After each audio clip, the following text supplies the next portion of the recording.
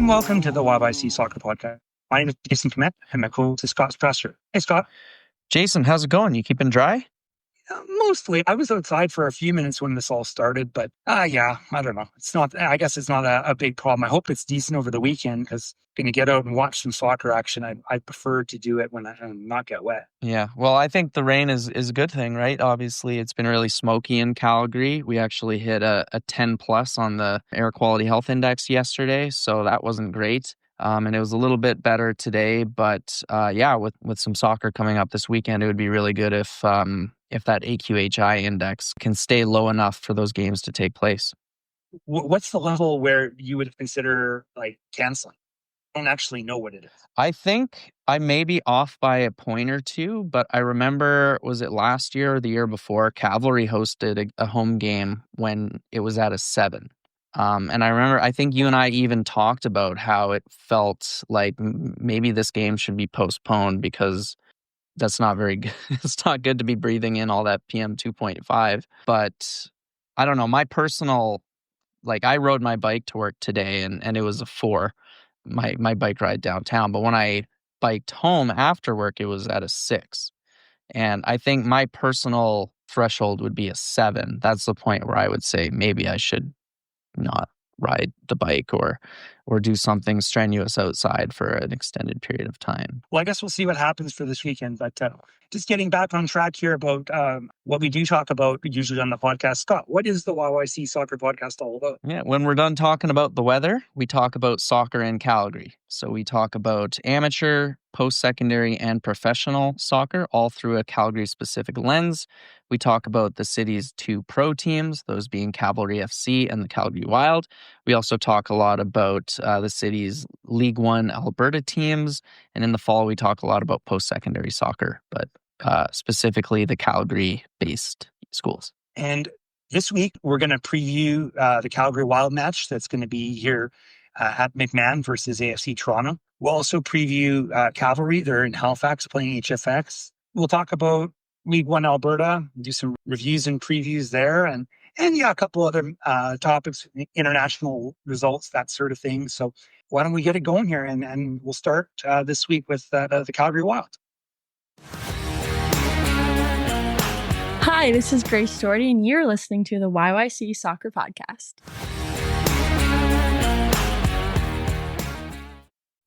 So the Calgary Wild will be back at McMahon. Excited to see this one. I will be working Saturdays, so unfortunately won't be able to make it in person, but they're going to be taking on AFC Toronto. And Jason, this is a game that you and I have had circled on our calendar for a while, specifically because of a couple of players on AFC Toronto with deep Calgary roots.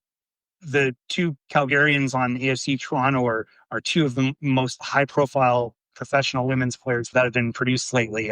Mya Jones played last year in the NWSL, and Kaylee Hunter. Well, we've been talking about her very regularly over the last couple of years. A rising star in the soccer world. Yeah, probably one of the most highly touted U20 women's players in Canada at the moment. She's really made a name for herself in these first few months of the Northern Super League season, and we were excited to see her play in front of her hometown crowd, right? Obviously, she'll be repping the other team. But yeah, and in the case of Mya Jones, as you mentioned, really high pedigree, having played for San Diego last year. She's still technically signed with that club, is just at AFC Toronto on loan. She's been on our podcast a couple of times. So yeah, it's exciting to see those 2 players come back home. Although in the case of Mya Jones, we know that she hasn't been playing yet this season due to an injury. The injury must have happened in training camp or something like that, because she hasn't made any appearances for the club, and clearly she's got whatever injury is. She's still a little ways away from recovery there, so we won't be seeing her on the pitch. But Kaylee Hunter, I'm fully expecting to see her. She just played a couple days ago in Vancouver. Yeah, she seems to play pretty much every game for Toronto, either starting or coming off the bench. We were talking about how it was strange that she didn't appear for Canada at the recent U20 CONCACAF tournament. And as it turns out, she hadn't gone. She didn't go with the team for whatever reason. She actually was playing for AFC Toronto during their league games. But yeah, they were in Vancouver on Wednesday night, and they beat the Rise 3-2. And Kaylee actually scored Toronto's second goal. Yeah, so AFC Toronto will be short turnaround between matches. I guess they kind of just did the Western road trip, started in Vancouver and working their way back east to Calgary. So it'll only be a few days in between matches for them. Meanwhile, the Wild has had more than a week break because their last match was on Thursday and this will be on Saturday. So about 9 days between matches? Yeah, 9 days. And that's probably a blessing for Lydia Bedford and the Calgary Wild crew, because as we talked about a few episodes back following their win over Halifax at McMahon Stadium, they had a lot of injured players, and they had quite a few players who were coming back from international duty. So they probably would have benefited a lot from that lengthy break between games. And I imagine that some of those players who weren't able to play against Halifax will be fully fit and ready to get going again this Saturday.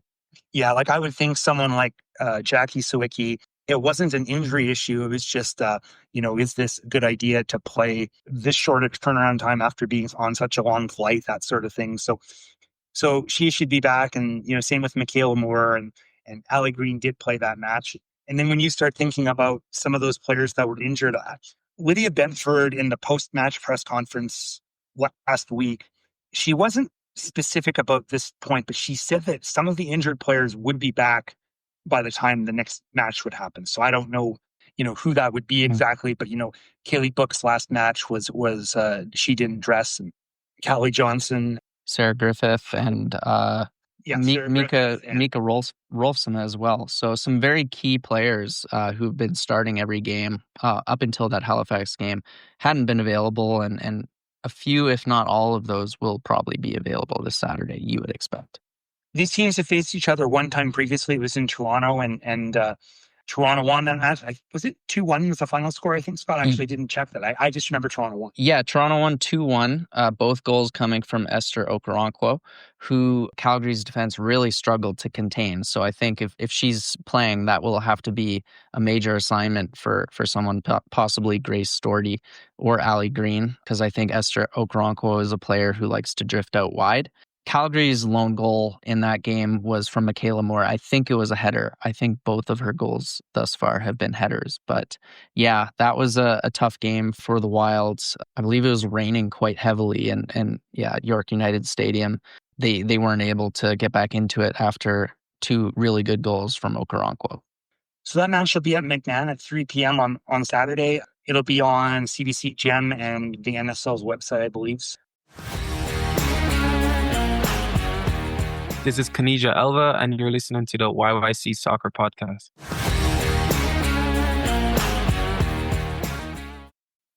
Okay, Scott, let's talk about Cavalry FC. They're going to play a match this weekend in Halifax, but I guess probably the best place to start is let's talk about some movement on the roster that was announced here Wednesday, I believe.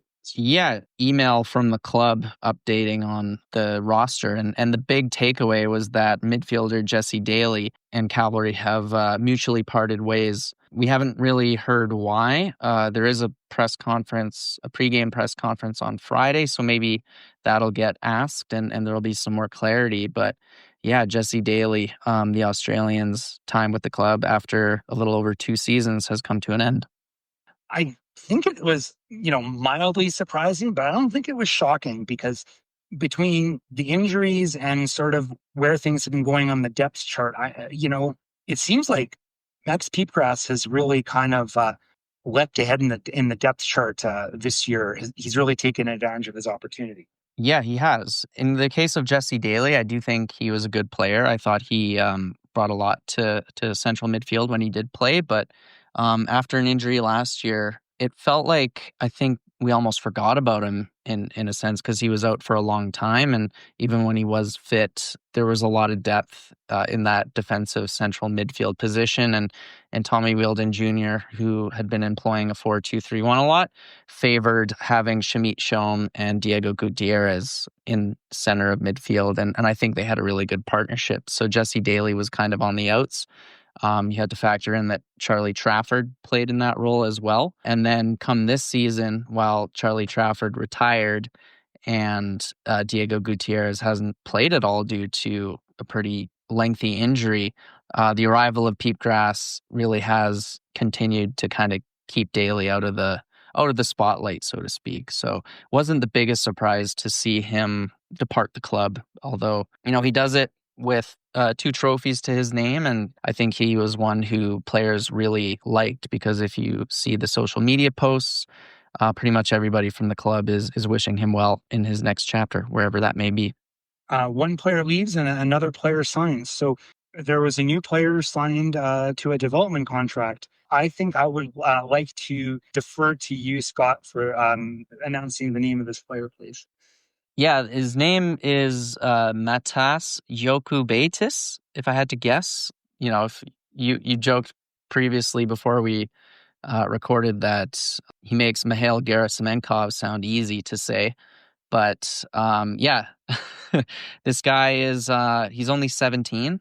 So as a development contract, he's allowed to play up to 4 appearances while still maintaining his amateur status. So he won't be playing very much for Cavalry this year, but as a 17-year-old, I don't think you would expect that, especially for a defender. But he is semi-local in the sense that he's from Edmonton, and he played for BTB before joining Vancouver Whitecaps FC Academy in 2023. And he has been with Calgary U21 this year in League One Alberta. He's been a regular starter on that club. I don't know for certain, but I'm sure he's center back. Yeah, I did some Googling, and he certainly is a center back, and his physical stature kind of bears that out too. He's about 6'5", so you don't see many fullbacks who are that tall, but you do see center backs who have a lot of height to them. Yeah, so as I mentioned, as a development contract, we'll only play up to 4 games, and I don't even imagine he'll play that many, but good to have, I imagine. Cavalry doesn't have that much depth in their defense, as recent matches have proven. So with Daley leaving, it made sense to make another signing, and it made sense for that signing to be a defender. Yeah, I think it's a good depth piece. They could use one more person in the for center back. And I'm interested, even just seeing him around, because he's 17, he's 6'5". I think Callum Montgomery is maybe 6'2", 6'3". He's going to be 2 or 3 inches taller than him. Yeah. He's a tall presence, that's for sure. For sure. All right, Jason. So apart from roster moves, we do have a game to talk about as well. Saturday, Cavalry will be in Halifax for the second time this season to face Wanderers. Last time they were in Halifax, they had a really successful outing, beating HFX 3-0 pretty much a month ago. So should be, I think, a good game. Both teams are near the top of the table at the moment, actually tied on points. So could be a good battle. I think that 3-0 win for Cavalry 4 or 5 weeks ago was kind of a surprise for a lot of CPL observers. The Wanderers were playing good before that, and since then they still had a pretty good run of form, and Cavalry's really stepped it up. So these are 2 teams that are, I think, generally speaking, in pretty decent form, and should be a good match. And yeah, the team is still fighting. They're still fighting the injury bug. We don't know who's going to be back and who's not going to be back this week. But last week there were a lot of players out, so with both international duty and injuries. So, But I did notice something, Scott, today. I think it was on Instagram. It was from Shome's account. It was a picture of him from his viewpoint, business class, flying, and he put the airport codes of where he was going, and it was, I can't remember exactly the sequence, but he wasn't coming back to Calgary. He was going straight to Halifax. Okay, I was wondering if Shamit Shome would play in this game, because as we've talked about a lot in recent episodes, he made his debut for Bangladesh this week, playing the full 90 in their 2-1 loss to Singapore. So I was wondering if it would be feasible for him to get back to Canada in time for the road trip to Halifax. So sounds like he's going to make it. I'm not sure if he'll start or if he'll even play, but obviously he's a key cog for Cavalry's style of play, and I'm sure they'd be happy to have him back. By the way, we were talking about that Bangladesh game in our last episode. Did you happen to catch any of the highlights? I did. I caught the highlights. Yeah, I completely forgot about trying to actually watch it live, but I made sure to watch the highlights on YouTube. And yeah, Shome was included in a couple of those clips. It seemed like I couldn't understand the commentary, but there was a lot of hype for his arrival. So there was a lot of pressure on him to do well. I remembered about it while I was kind of getting ready for the day in the morning and getting the kids ready for school and stuff like that. So I had it on and I found an English language version of it. So I had it on sort of in the background and, I had it for basically the second half. And, what I saw out of it, he looked like he was playing well, doing Shome things out there. And based on what I've read after the fact, it seems like people are pretty satisfied with how he did. So yeah, good job to Shome. And then, of course, the other Cavalry players who were featuring for their countries, Caniggia Elva had another strong outing for St. Lucia, although the game itself was more of a consolation match because this was a World Cup qualifier and St. Lucia's already been eliminated from potential qualification, but they beat Barbados 2-1, and he scored both goals, including a late penalty kick. Hi guys, this is Noah Herdlicka, and you're listening to the YYC Soccer Podcast. So, Jason, the most recent League One Alberta matchup was on Tuesday night at Broadview in Calgary between Foothills and Villains, an all-Calgary affair. Good night for Foothills Soccer Club, bad night for Villains. On the men's side, Foothills easily won that game 6-0, which is a result that probably didn't surprise anyone who's been paying close attention to League One this year. 6 different goal scorers, including a few names who I think we've seen quite a lot appear on the score sheet, right? Guys like Robert Woodruff Brown, Cavalry U Sports pick Harvey Hughes got in on the action. And then on the women's side, a lot closer. Foothills won that one 1-0, which actually propels them, at least temporarily, to the top of the League One table.